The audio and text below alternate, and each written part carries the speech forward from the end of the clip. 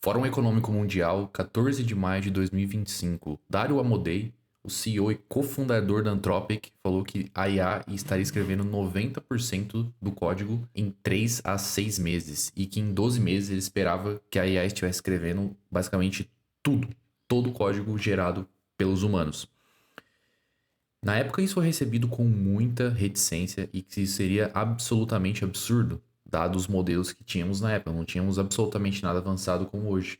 Mas, basicamente, 14 meses depois, a data desse vídeo, muita coisa mudou. E o que ele falou está mais próximo da verdade do que da mentira. E o que aconteceu nesses últimos 12 meses, né? Vamos fazer um pequeno resumo para entender como que será o trabalho do dev para os próximos anos.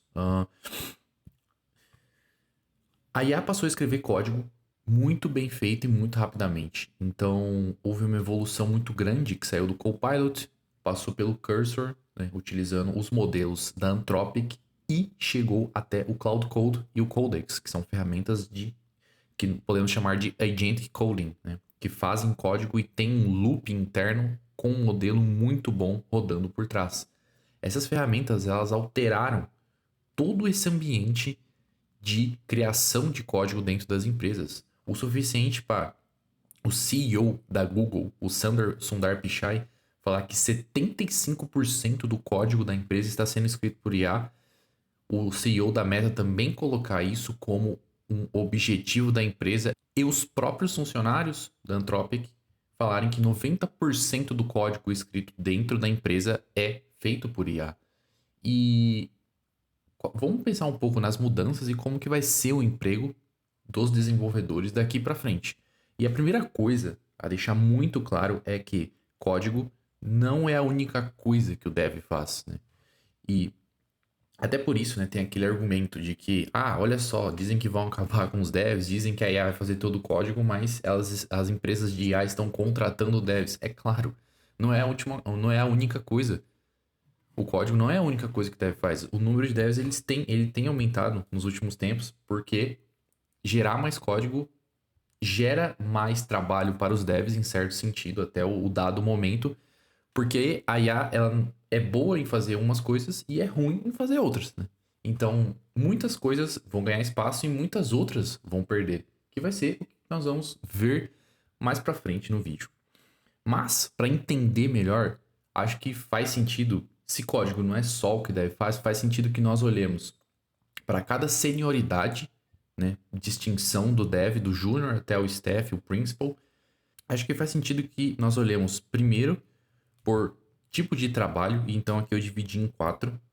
Revisão e mentoria, né, que seria tanto revisão de pull requests, code review, como também a questão de mentorar pessoas mais júnior, né, por parte dos staff, do senior.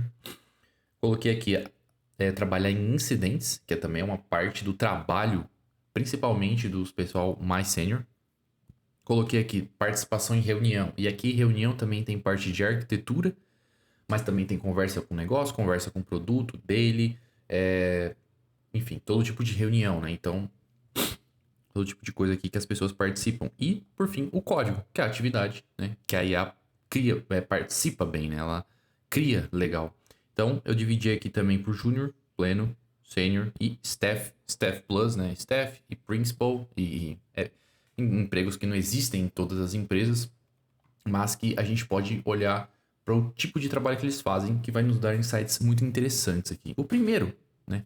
A primeira coisa que a gente pode olhar é por quanto tempo o Júnior passa codando. E, cara, a maioria do tempo ele tá codando, né? Vamos dizer assim. Então, eu coloquei aqui 70%. Então, ele tá codando, ele tá olhando o review dele, pensando em que mudar. E, enfim, boa parte do tempo, né? Quem é júnior, quem é estagiário, coda. Passa uma parte do seu tempo em reuniões, né? Dificilmente passa tempo em incidentes e por volta de 10% em revisão e mentoria, mas assim, uma revisão mais abre o PR, dá uma olhada, vê se tem alguma coisa ali que faz sentido, né? Aquela revisão mais superficial de PR, né? O pleno ele já passa menos tempo codando, porque ele já é exigido para mais coisas. Apesar dos plenos serem o motor da companhia, de mandar PRs e fazer código, não é tanto tempo quanto o júnior, né? Porque ele já é exigido, ele já está em mais reuniões, né? Como o planner já consegue se virar Então, ele é chamado para algumas reuniões, né? Coisa que o sênior não pode ou não precisa ir. Já começa a participar um pouco dos incidentes, né? Porque já entende melhor, principalmente incidentes menores e mais simples de resolver. E o tempo de revisão e mentoria dele aumenta, porque ele mentora os juniors. E ele também faz, revisão de pull request. O sênior, ele já tem menos tempo de código, né? Tem lugares que o sênior, ele basicamente não coda, né? Principalmente quando a empresa é grande, né? O sênior já vai saindo bastante do código, ele tem menos tarefas de código. Isso aqui varia muito de empresa para empresa, tá? Então você tem que olhar, startup é totalmente diferente de uma enterprise, totalmente diferente de uma scale-up. Então, assim, cada um vai adaptar pro seu caso. Pode falar, pô, o meu caso é muito diferente, tá? Beleza. Depende demais da situação da tua empresa, né? Então, entendam isso como uma média.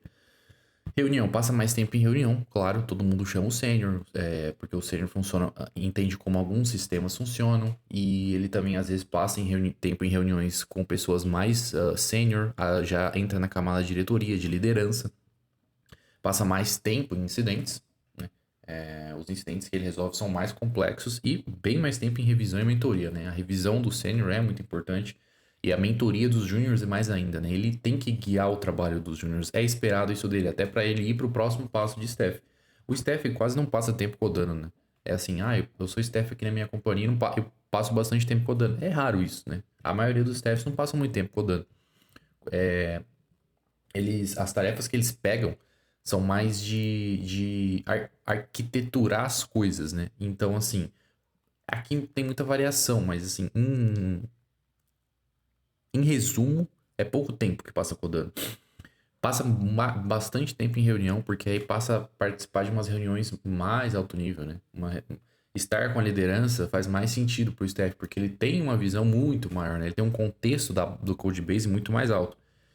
Certos staffs, assim, largam mão do código porque fica até parecendo com um manager, né? É uma mistura de de um manager com um dev, né? Passa a atuar em incidentes mais relevantes, né? Porque ele já tem um conhecimento maior do que os outros e também mais ou menos o mesmo tempo de revisão e mentoria, né? Porque mentora as pessoas, mas às vezes ele não tá nem dentro de um time, né? Então, o trabalho dele é muito cross, né? Alinhamento cross, enfim, né? Eu sei que provavelmente muita gente vai discordar disso aqui, mas é a média, né? Não tem como ter certeza disso aqui. E, bom, olhando basicamente a primeira coisa que a gente pode tirar disso aqui, né? É que o papel do júnior vai ficar obsoleto. 70% do código, 70% do tempo ele passa codando e a IA ela coda bem, né? E pouco tempo ele passa revisando e editando e supervisionando. Provavelmente o papel do júnior vai virar obsoleto dentro das companhias, né? Assim, pode até não ser na tua opinião, mas na opinião de quem emprega, provavelmente sim. É algo que dá pra gente derivar disso aqui. Os primeiros degraus da escada vão sumir. Pensa numa escada, né? Que vai de júnior até staff. Cara, não vai ter mais a escada, os primeiros degraus ali, que é o estagiário, o júnior é a pessoa que passa tempo codando pra entender o sistema e tal. Vai ser necessário que a pessoa faça deep dives, né? Muito mais frequentes para entender muito mais o sistema e para fazer as próximas atividades, né, que são mais importantes, fazerem mais sentido, né? Ter mais participação naquilo.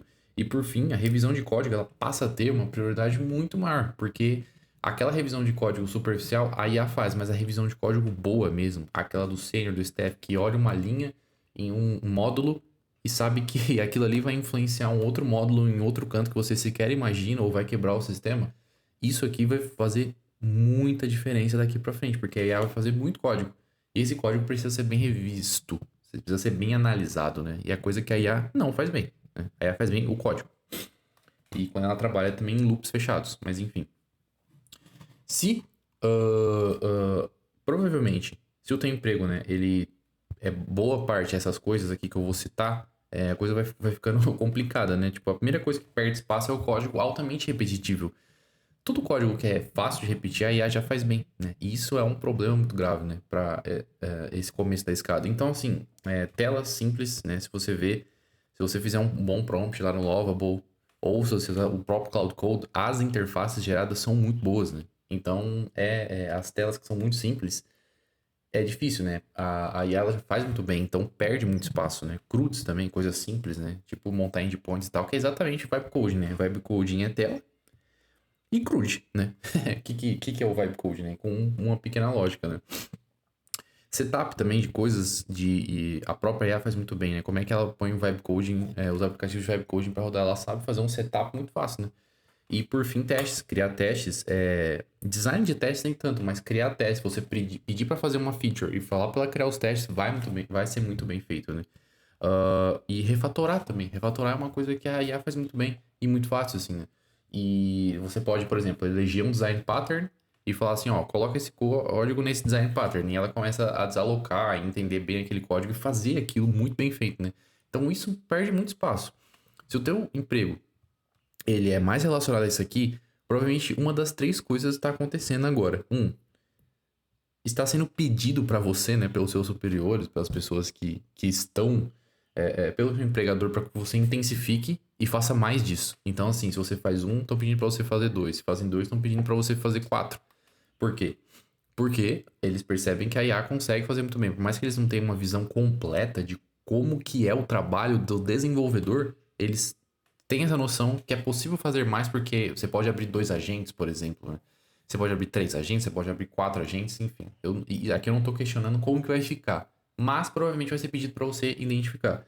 Pedido para subir o sarrafo para que você faça entregas dos próximos níveis, né? Que é o que a gente estava falando aqui há pouco, né? Se você passa muito tempo codando, passar um bom tempo revisando, fazendo boas revisões, ou fazendo boa arquitetura, enfim. Ou, né, seu emprego está em danger, né? Minha opinião. Que provavelmente os empregadores estão olhando e falando, cara, já que para que eu tenho, sei lá, 10 programadores, se a IA pode fazer o código e eu preciso desses 10 porque eu não conseguia fazer código. Agora que a IA consegue, eu quero mais features, ou eu quero que os devs façam mais coisas, ou, né, eu não quero mais tantos devs aqui. Enfim, são três possíveis cenários, né, que provavelmente podem estar acontecendo nesse momento. E vamos falar, já que nós falamos de coisas que perdem espaço, vamos falar de coisa que ganha espaço, né? Para que você não fique nesse danger aqui, consiga subir o sarrafo e consiga intensificar o que você entrega, né? Bom, vamos lá, né? Então, o que vai ganhar espaço de fato, né? O que acho que vai fazer a diferença nesse dev do futuro? E a primeira coisa é a industrialização do Vibe Code. Muita gente vai fazer código, não dá para saber ainda se os devs vão estar dentro das squads que vão fazer o código, né? Por que a squad. Por que a squad não pode ser simplesmente um design e uma pessoa de produto, né? Várias pessoas, várias duplas, ou sei lá, algum outro, né? Também dentro da squad, mas por que o dev vai estar dentro? Se o designer e o produto eles conseguem fazer um código, eles conseguem fazer uma prova de conceito. É uma possibilidade. E aí o dev vai estar fora, né? Então, assim, eles vão construir algo vibe coded, que provavelmente vai ter um monte de problemas, mas que talvez eles vão iterar mais rápido do que se tivesse o dev dentro. Então, assim, mas de qualquer forma, muita gente vai fazer coisas vibe coded e entregar para os devs, falar, resolvam, está aqui o que eu fiz e agora você precisa resolver. Então, assim, vai ter que aplicar muito conceito de cybersecurity, segurança, né? Provavelmente vai ser necessário. SRE, coisas de estabilidade, né? Porque alguém pode fazer um sistema e isso pode funcionar para 1, 2, 10, 20 pessoas, mas para 1.000 pessoas, a depender do tipo de negócio que o sistema resolve. Quem sabe, né? Aquilo talvez não funcione. Então, técnicas de estabilização, né, para aguentar um throughput maior, provavelmente vai ser necessário. Aplicação de design patterns, talvez o código vai vir num espaguete, ou vai vir sem design pattern nenhum, coisa que não é compatível talvez com a empresa, ou com o que é o melhor para aquele cenário. E aí o desenvolvedor vai ter que conseguir transformar aquilo. Eu já falei um pouco atrás, né? Um pouco antes no vídeo. Transformar aquilo de algo que tá muito, como posso dizer, desorganizado para algo organizado, que é de fato o que deve ser feito, né? E talvez até refatorar as coisas, né? Refatorar aquele vibe code mantendo a intenção original de quem fez, né? Essa é uma das coisas que eu acho que vai ganhar espaço com o tempo. A segunda coisa é o code review e o contexto da code base. Sabe aquele review, aquele revisor que você fala, cara, nossa, esse cara é bom, né? Ele olha para uma linha aqui que acha que essa linha ela vai ter um impacto em outros módulos, outros serviços, sabe? Aquele code review de verdade, não aquele code review de vírgula, de convenção, coisa que o linter, né, podia estar fazendo. Esse code review e esse entendimento profundo do sistema e da arquitetura vai ganhar muito, muito, muito importância, porque aí ela não é tão boa nesse contexto. Não tem como ela chegar no nível de contexto do ser humano, por mais que ela aumente. E aí, esse entendimento profundo da arquitetura, como eu falei, e os sistemas distribuídos, né? Aquele livro do porquinho lá, eu nem sei se é um porco, mas ele vai ganhar muito, né? Muito, né? Alta disponibilidade em sistemas distribuídos, de coisas. São problemas profundos, difíceis de resolver. E a IA não tá nem próxima de fazer isso. Então, talvez ela esteja próxima daqui 5 10 anos, não sei, mas por enquanto não. O que ela sabe é fazer código. Então, assim, resolver problema a nível arquitetural ainda não. Então isso vai ganhar muita força com o passar do tempo, né? A terceira coisa, na minha opinião, maestria com agentes e trabalho profundo. Por quê? Maestria, tem gente que só abre 3 4 5 6 agentes e fica falando o dia inteiro com os agentes e não consegue entregar nada, ou entrega tudo meio mal feito.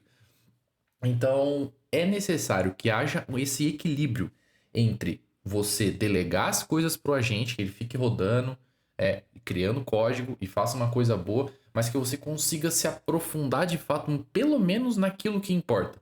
Você dar várias pequenas tasks pro agente para ele resolver, coisa que assim, você pode dar no começo do dia e olhar na hora do almoço, ou dar na hora do almoço e olhar no final do dia. Beleza, muitas dessas coisas vão ser resolvidas por agentes, né? A questão do probleminha é o problemão, que eu falei no outro vídeo. Mas é necessário que haja esse equilíbrio entre a velocidade e a profundidade, porque da profundidade vai vir a qualidade. E, por fim, acho que a última coisa é priorização. Como agora tá muito barato fazer as coisas, a priorização fica mais importante ainda, porque todo mundo vai fazer. Mas quem fizer a maioria das coisas certas a longo prazo é o que vai colher mais frutos, né? Então, é uma frase que eu ouvi há muito tempo, né? Otimização prematura é a raiz de todo mal. Estar fazendo algo que nem deveria estar sendo feito é uma perda de tempo enorme, né? Então, assim, escolher o que vai fazer é muito mais importante do que ser rápido. Então, estar fazendo as coisas certas vai ser o que vai diferenciar aqueles que vão manter os empregos ou vão subir utilizando a IA e daqueles que vão ficar parados, né? E por fim, né, as conclusões acho que meio que todo mundo já entendeu aqui, né, do que eu tô falando. Acho que a escada, ela quebra um pouco, não tem os primeiros degraus, então assim, você vai ter que dar um pulo, né, do que era o primeiro degrau lá pro terceiro, quarto, quinto degrau, né? Esses degraus já não existem. Arquiteto vai ser muito mais importante que o coder. Então, assim, arquitetar os sistemas numa maneira super high level vai se tornar a coisa mais importante para as empresas. Muita gente não técnica vai começar a criar muita coisa. E isso é um desafio para as empresas e é legal que isso aconteça. Que aí, provavelmente, esse aqui vai ter o maior shift, né? A maior mudança no trabalho do desenvolvedor e a complexidade do emprego, do dev, como todas as outras, vai crescer demais, demais. E é isso. Se você gostou, deixa um comentário e compartilha, dá um like, deixa um comentário. Falou!